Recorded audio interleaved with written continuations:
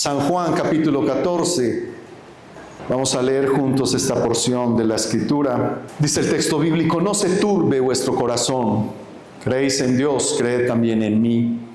En la casa de mi Padre muchas moradas hay. Si no fuera así, os lo hubiera dicho, porque voy a preparar un lugar para vosotros. Y si me voy y preparo un lugar para vosotros, vendré otra vez y os tomaré conmigo, para que donde yo estoy, allí estéis también vosotros. Y conocéis el camino y conocéis a dónde voy. Tomás le dijo: Señor, si no sabemos a dónde vas, ¿cómo vamos a conocer el camino? Jesús le dijo: yo soy el camino y la verdad y la vida. Nadie viene al Padre sino por mí. Si me hubieras conocido, también hubieras conocido a mi Padre. Y desde ahora le conocéis y le habéis visto. Felipe le dijo: Señor, muéstranos al Padre y nos basta.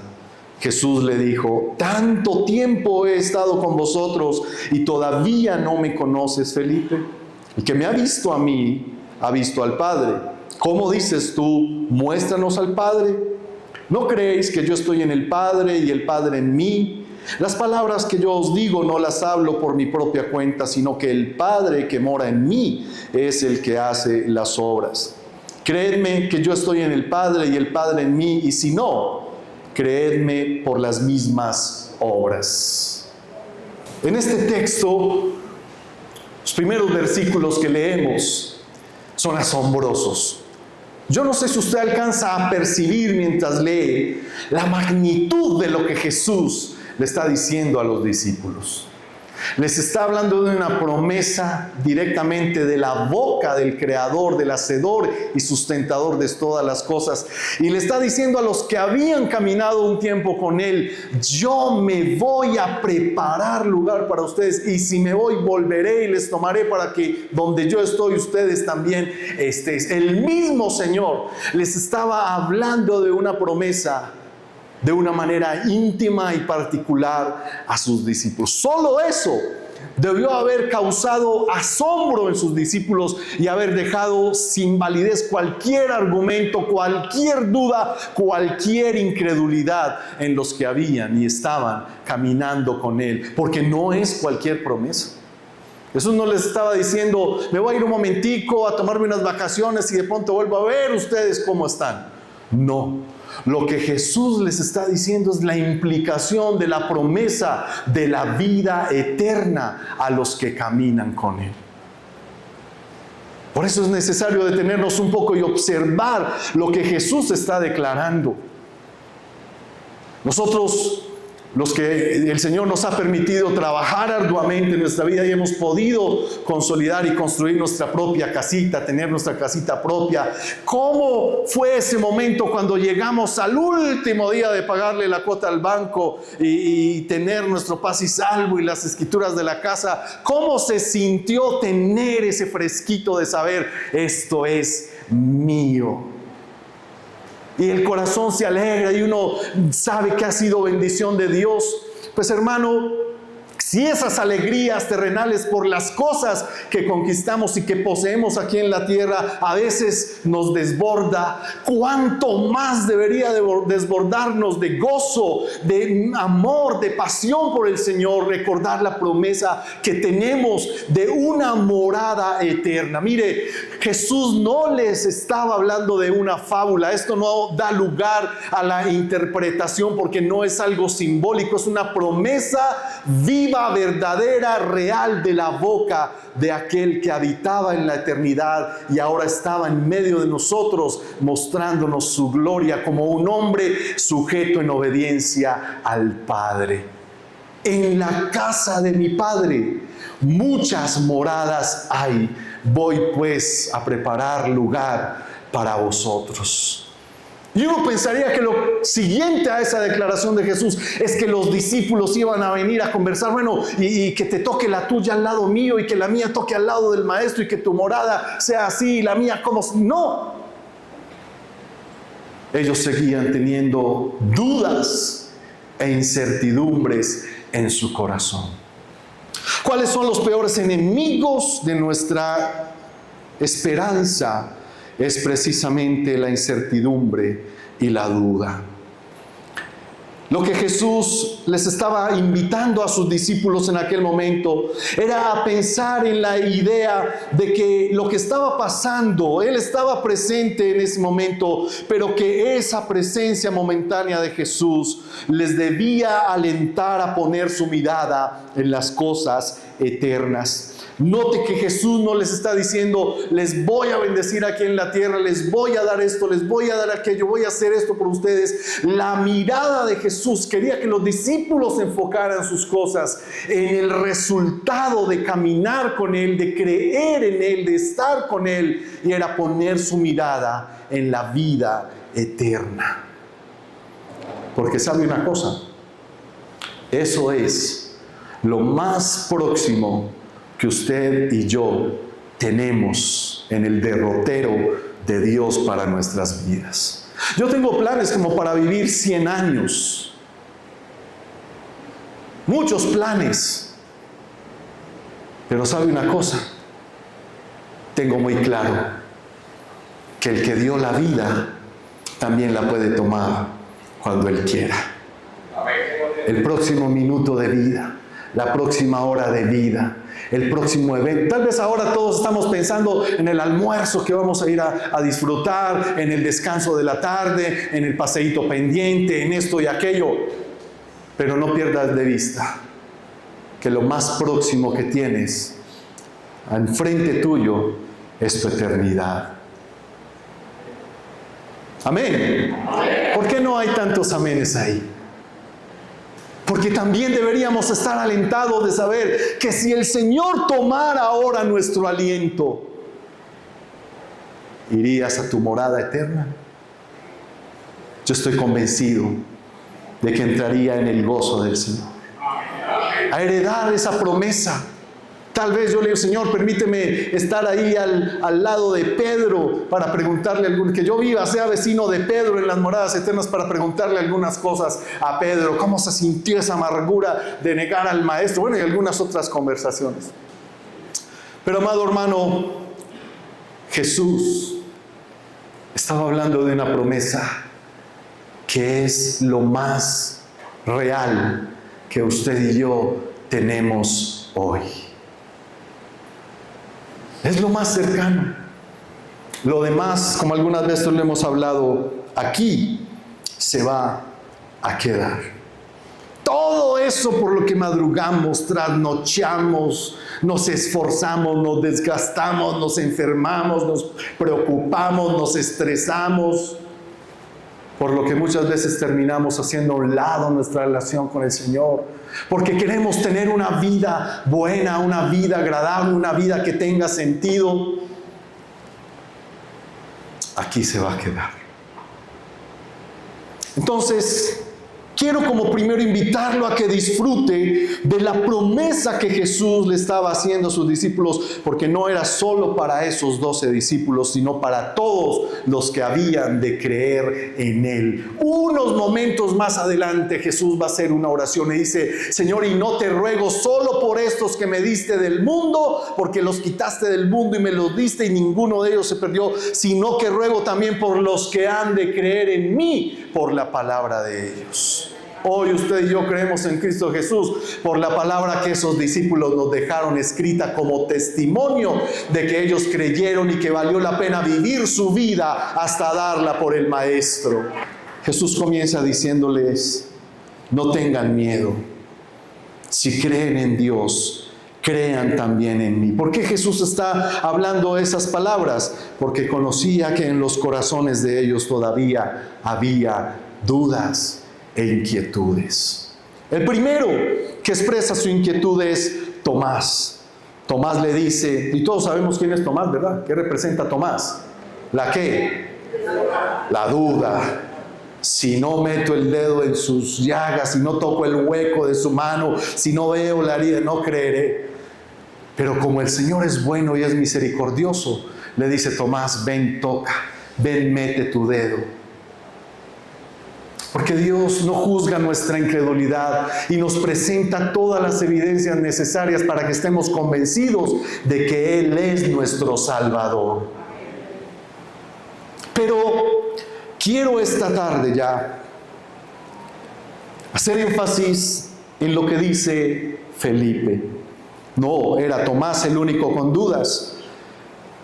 Felipe aparece para mostrarnos cuán parecidos somos usted y yo a esos 12 con los que Jesús caminó el tiempo que caminó. Eran igualitos a nosotros. Yo sé que cuando algunos de ustedes escuchan hablar de Felipe, de Santiago, de Juan, de Andrés, ustedes se van identificando. Y yo me parezco como mucho a Pedro, porque yo soy de los que alabo y al Señor y declaro cosas maravillosas, pero me es fácil a veces hasta negarlo. Y así nos vamos. Espero que no haya ninguno que se identifique con Judas aquí.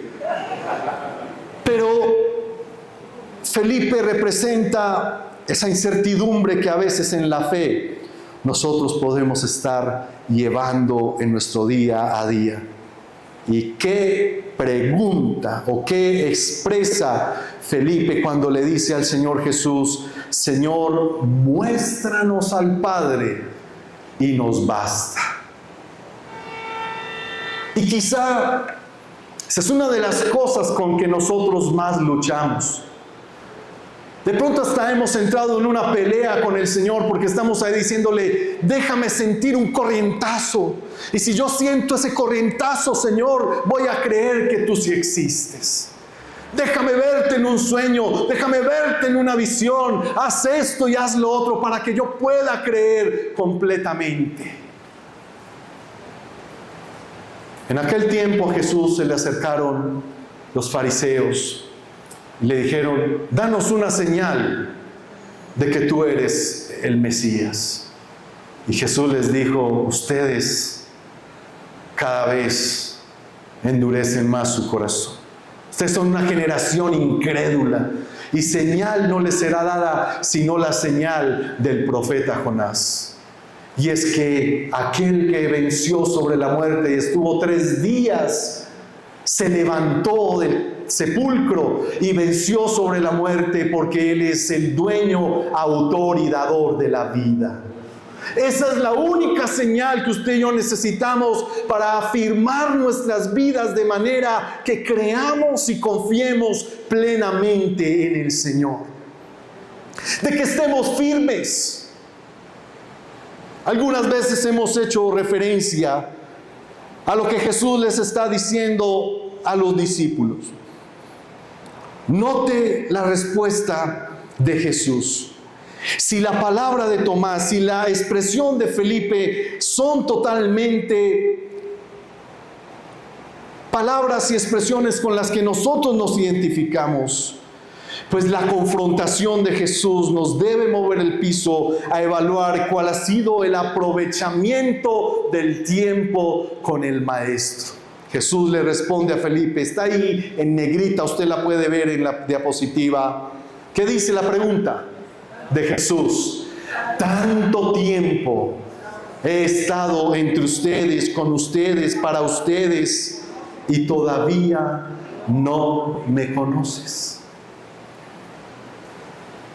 ¿Cuánto tiempo caminaron los discípulos con Jesús? ¿Cuántos? 3 años. De esos 3 años, por año y medio, ellos se iban en la noche a sus casitas tranquilos, volvían al otro día, iban con Jesús, venían a sus familias. Pero cuando Jesús ora al Padre y el Padre les muestra cuáles iban a ser sus 12, esos 12 caminaron de ahí en adelante después de la elección 1 año y medio, día y noche con Jesús. Le vieron cansarse, le vieron hablar al necesitado, le vieron sanar, le vieron libertar, le vieron hacer grandes señales y prodigios.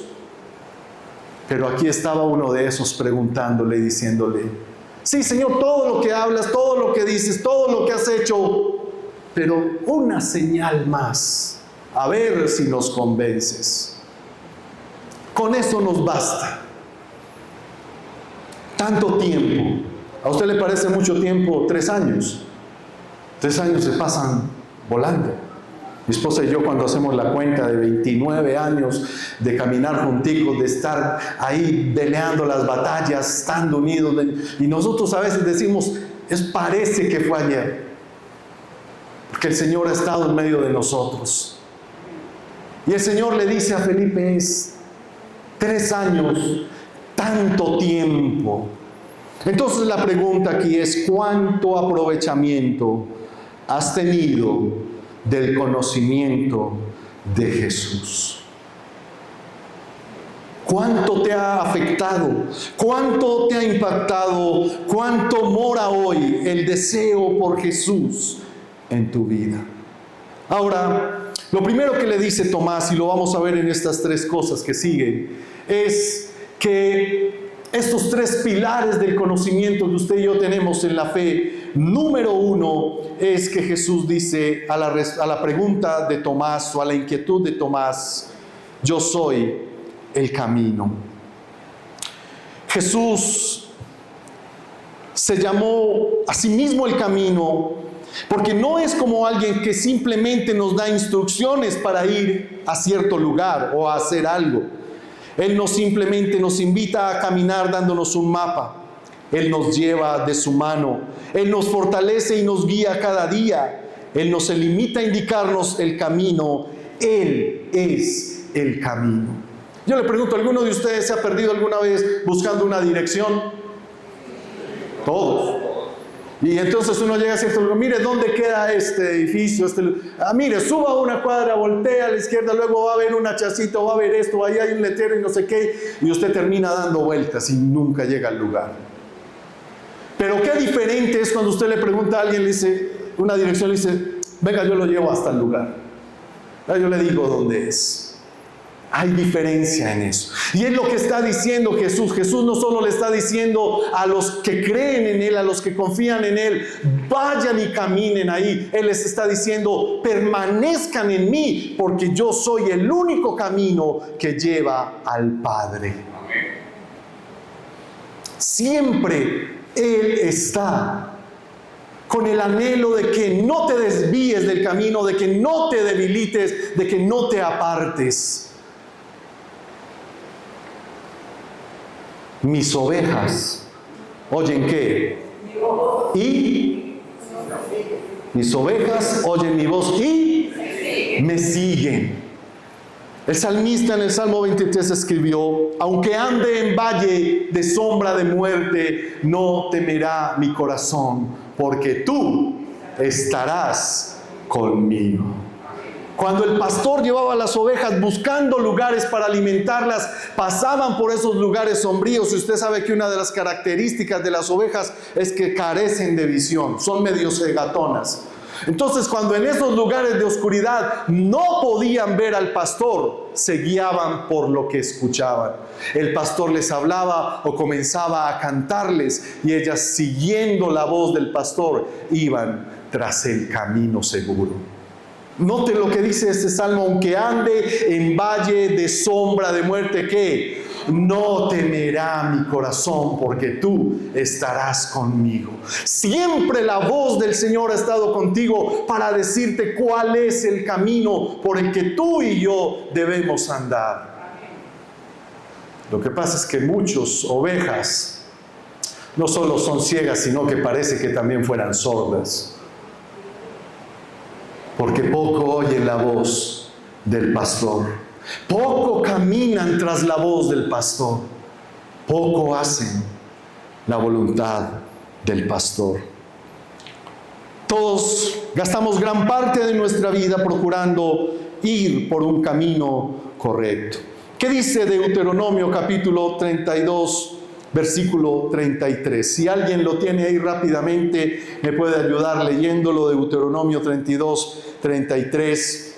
Un texto precioso, porque desde el inicio Dios ha anhelado que su pueblo permanezca en el camino propuesto para la vida y para la bendición. Si yo le preguntase si anhela vida abundante y bendición abundante, sé que el amén retronaría en este lugar. Pero para ello, para ver tal vida abundante y tal bendición, es necesario permanecer en el camino. ¿Qué dice Deuteronomio 32?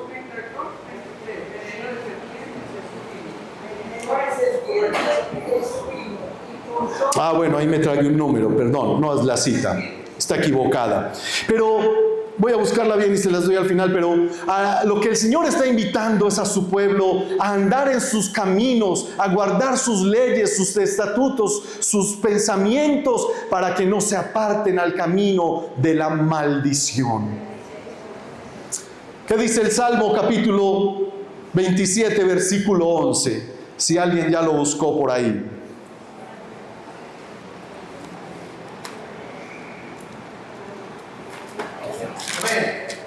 Mano, bien pueda. Enséñame, oh Jehová, tu camino y guíame por sendas de rectitud a causa de mis enemigos. ¿Cuáles son los enemigos del camino recto? ¿Cuáles son esos enemigos?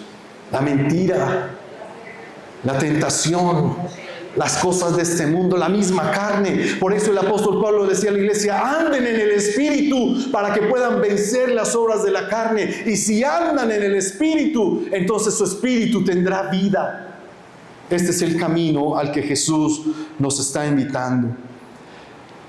A la respuesta de Tomás, Jesús le está diciendo: Tomás, no hay fórmulas, no hay rutas alternas, sí o sí es creer y permanecer en el camino. El texto escrito dice: de modo que si alguno está en Cristo. Luego otro texto más allá dice: ninguna condenación hay para los que están en Cristo Jesús. Es decir, en la ruta, en la huella, en la imagen del Maestro.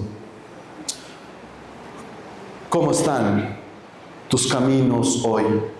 Ponte lo que dice ese salmo: enséñame, oh Señor, tu camino y guíame por senda de rectitud. Tal cual, Jesús no solo se llamó el camino porque Él estuviese expresando una bonita expresión, sino porque Él había comenzado desde el pesebre el camino de entrega, el camino de humillación, el camino de obediencia al Padre. Hay muchos de los atributos de Dios que a usted y a mí nos encantan. Nos encanta saber que Dios es un Dios que bendice, amén. Que es un Dios de misericordia. Dígale al que está a su lado: ¿te gusta ser bendecido? ¿Te gustan las misericordias de Dios? Pero déjeme decirle, hay un atributo de Dios con el que nosotros a veces no hemos podido. Y es entender que Dios es soberano. ¿Qué quiere decir eso? Usted y yo no le decimos qué hacer. Él hace como Él quiere. Y Jesús en esto nos mostró el camino. Una noche orando en el huerto de Getsemaní, antes de que llegase el momento de la tribulación a su vida, Jesús ora al Padre y le dice: pasa de mí este momento, pero que no se haga lo que yo quiero, sino lo que tú quieres.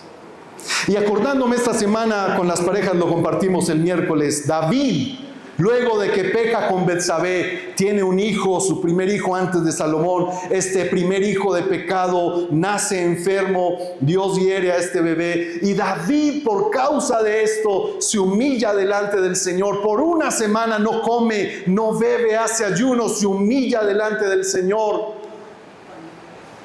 buscando esa misericordia de Dios. Y al séptimo día murió el niño. Y los que estaban ahí al lado decían: si estando enfermo se puso David como se puso, imagínense cuando le digamos que el niño ha muerto. Va a ir con él a la tumba igual. David entiende esto y les preguntan: ¿ha muerto el niño? Y le dicen: sí, Señor, ha muerto. David se levanta, se baña, cambia sus ropas, se unge, come y va a la presencia del Señor y adora. Y los que estaban ahí al lado dicen: pero ¿y este qué le pasa? Si estando muerto el niño lloró, ayunó, oró, se humilló delante de Dios, ahora que murió, como si nada hubiera pasado. Y David les dice: ¿qué puedo hacer yo? Estando el niño enfermo, yo oré y ayuné por si Dios tenía misericordia y se compadecía de él y lo sanaba. Pero muerto el niño, más fácil yo voy a él que él venir a mí. ¿Sabe cómo se llama eso? Conocimiento y comprensión de la soberanía de Dios, de que Dios hace como Él quiere. Job lo dijo de otra manera. Job lo dijo: Jehová dio, Jehová quitó. Desnudo salí del vientre de mi madre, desnudo volveré a la tierra de la que fui tomado. ¿Cómo se llama esto? Comprensión de la soberanía de Dios.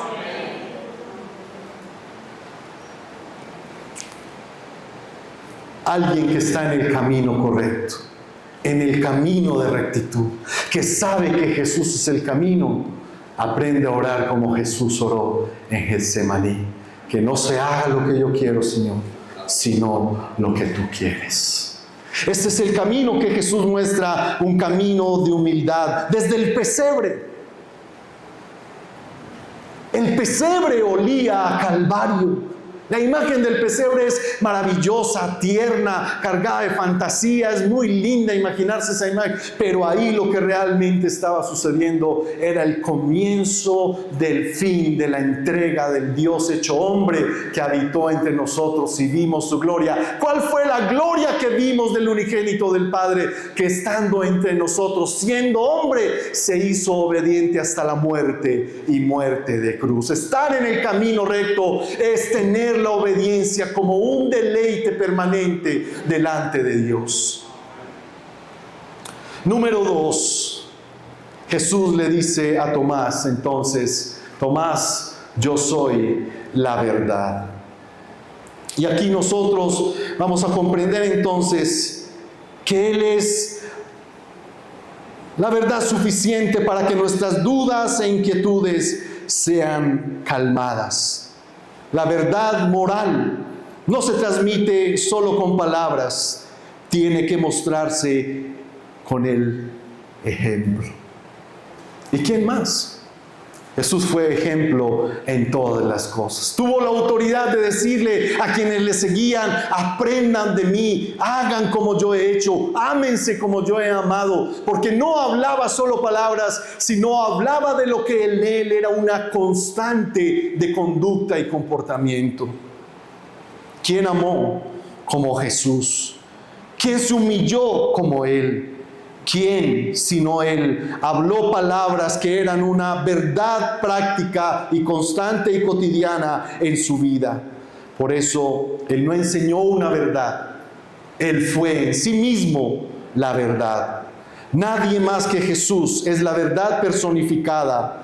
Muchos dicen enseñar la verdad, pero solo uno pudo afirmar: yo soy la verdad. Por eso, amado hermano, Jesús es el centro de todo en el reino de los cielos. Por Él y para Él fueron hechas todas las cosas. Por Él subsisten. Él es la razón de la vida que usted y yo tenemos hoy. Salmo capítulo 86, verso 11. ¿Alguien ya lo encontró por ahí? Dale, hermana Ana.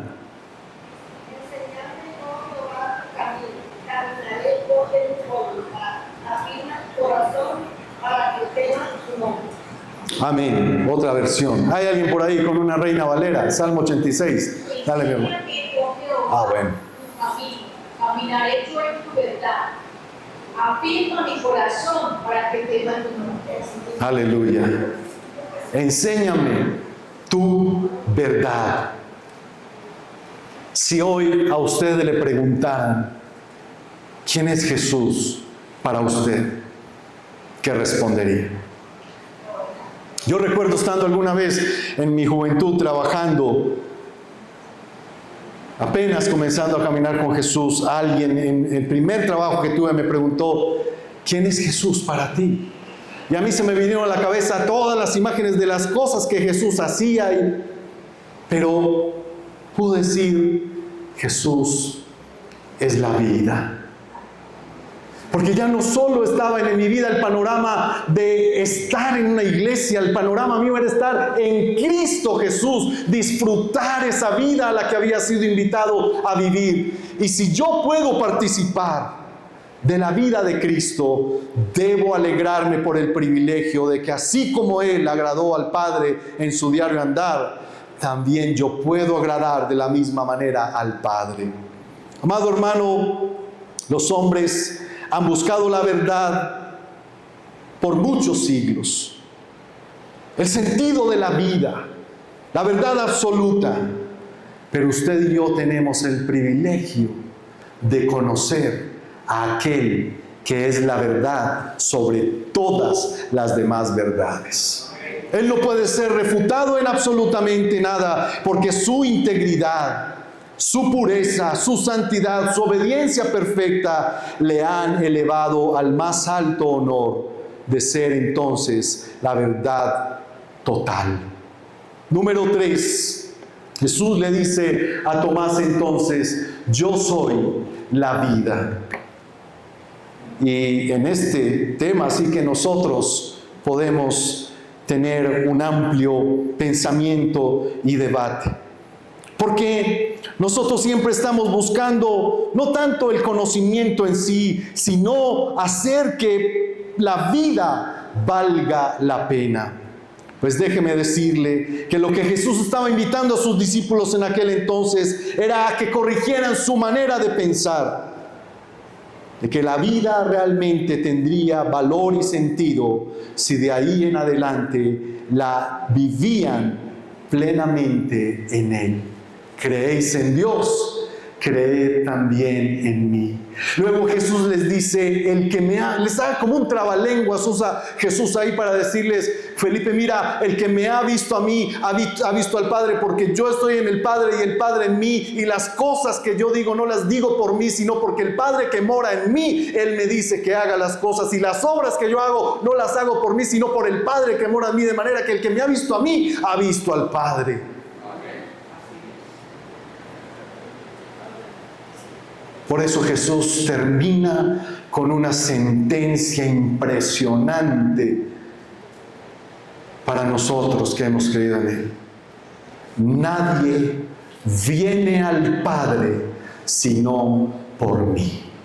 La sed de tu vida, Cristo es la respuesta. El hambre espiritual de tu vida, Cristo es la respuesta. ¿Quién te puede libertar de tus ataduras, de tus yugos espirituales, de tus vicios, de tus tristezas? ¿Quién puede traer paz y sanidad a tu corazón? Se llama Cristo Jesús. Un día, hablando con la mujer en el pozo, cansado, se acercó de beber, le dijo: dame de beber. Y esa mujer le dijo: pues como tú me pides a mí. Ya saben la historia. Pero lo que sucede es que Jesús luego le dice: mira, si tú conocieras quién es el que te dice dame de beber, tú le pedirías a Él. Luego por ahí en una oración Jesús está hablando al Padre y le dice: Señor, te ruego otra vez por estos, para que te conozcan a ti y a Jesucristo a quien has enviado. Esta es la verdad, dijo Jesús, que te conozcan a ti y a Jesucristo a quien has enviado. De manera, mis amados, que por causa del testimonio no solo de Jesús, sino de todo el registro histórico que tenemos, vale la pena que esta vida que tenemos ahora la gastemos, no solo en el camino y la verdad, sino disfrutando de la vida abundante que desde aquí ya tenemos. ¿O acaso no se regocija usted en la vida que vive en Cristo Jesús? Ahorita lo decíamos en esas palabras de fe, podemos estar en el momento de la tormenta, las olas arreciando, los vientos soplando, tu barca, llámese como se llame, a punto de partirse. Pero no se olvida que solo es llamar al Maestro y Él actuará a favor tuyo si confías y crees en Él. Por eso, mi amado hermano, estos tres pilares del conocimiento le deben dar respuesta a esa pregunta: ¿cuánto tiempo hace que caminas con el Maestro?